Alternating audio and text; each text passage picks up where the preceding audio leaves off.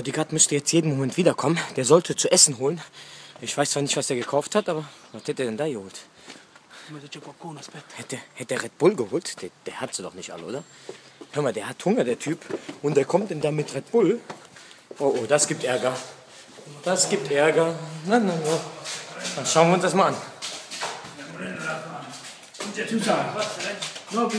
Aspetta, prima fatemi spiegare. Fatemi spiegare prima. Der weiß ja nicht, was das ist, Red Bull. Prova questa cosa.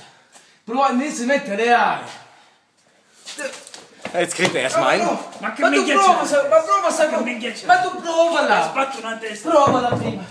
Prova. Adesso voglio l'arancino. L'arancino. Perché non capisco essere, non capisco.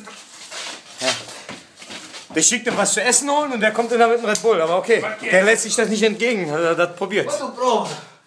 Tu prova. Fammi l'aspetta. A posto, eh? Aspetta. Va bessen da testa, va bessen. A posto.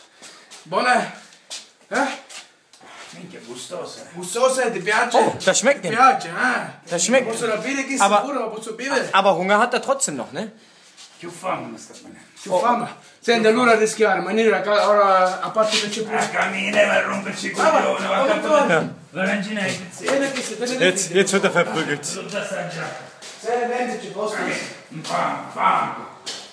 Rovina la mia vita, cammina. Aspetta, ci usa, aspetta. Un momento porecci. Sai che ti dico? Proviamo. Amore. Amore, va, non mettere come cazzo. Oh, die gehen was zu essen holen. Die Fortsetzung wird es bald geben. Der klettert hoch, der bekloppte Typ.